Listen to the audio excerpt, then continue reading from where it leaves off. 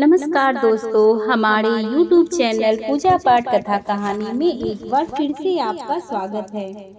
आज हम लोग प्रदोष व्रत कथा को जानेंगे और व्रत करने की विधि को भी जानेंगे। तो आइए जानते हैं व्रत करने की विधि। प्रदोष का व्रत करने वाले मनुष्य को व्रत वाले दिन प्रातः काल ही स्नान आदि से निवृत्त हो लेना चाहिए और साफ सूती वस्त्र पहनने चाहिए। उसे पूरे दिन उपवास रखना चाहिए, भोजन नहीं करना चाहिए।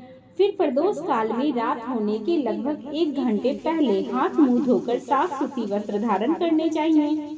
फिर पूजा करने के लिए अपने घर के पूजा स्थल में जाएं।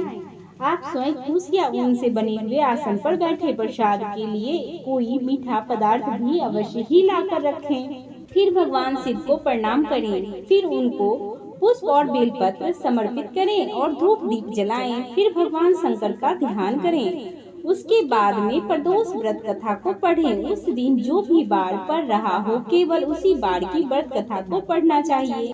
फिर कपूर जलाकर और आरती गाते हुए आरती करनी चाहिए। इस अवसर पर शंख, घंटा आदि भी बजाने चाहिए। फिर अपनी मनोकामना को कहें। तो आइए इस बार जो व्रत है हमारा वो मंगलवार को पड़ा है प्रदोष काल का, इसीलिए आज हम मंगल प्रदोष व्रत की कथा को सुनेंगे। मंगल प्रदोष व्रत जो है वो ऋण और रोग से मुक्ति का फल देता है। तो आइए अब मंगल प्रदोष व्रत कथा को पढ़ते हैं और सुनते हैं। जब मंगलवार को प्रदोष का व्रत पड़ रहा हो तो उसे मंगल प्रदोष व्रत कहा जाता है। इस व्रत को करने से ऋण और रोगों से मुक्ति मिल जाती है। मंगल प्रदोष व्रत कथा इस प्रकार से है। प्राचीन काल में एक नगर में एक बुढ़िया रहती थी। उसके पुत्र का नाम मंगलीय था। उस बुढ़िया को हनुमान जी पर बड़ी श्रद्धा थी। वह मंगल प्रदोष का व्रत किया करती थी। इसके अलावा वह मंगलवार को ना तो घर लिपती थी और न ही मिट्टी खोदती थी। इस प्रकार से कई वर्ष व्यतीत हो गए। हनुमान जी ने सोचा कि आज इस बुढ़िया की परीक्षा ली जाए। वे साधु का भेष बनाकर उस बुढ़िया के दरवाजे पर पहुँचे और बोले, कोई हनुमान का भक्त हो जो हमारी इच्छा को पूरा करे। यह सुनकर बुढ़िया बाहर आई। उसने पूछा, महाराज क्या आज्ञा है?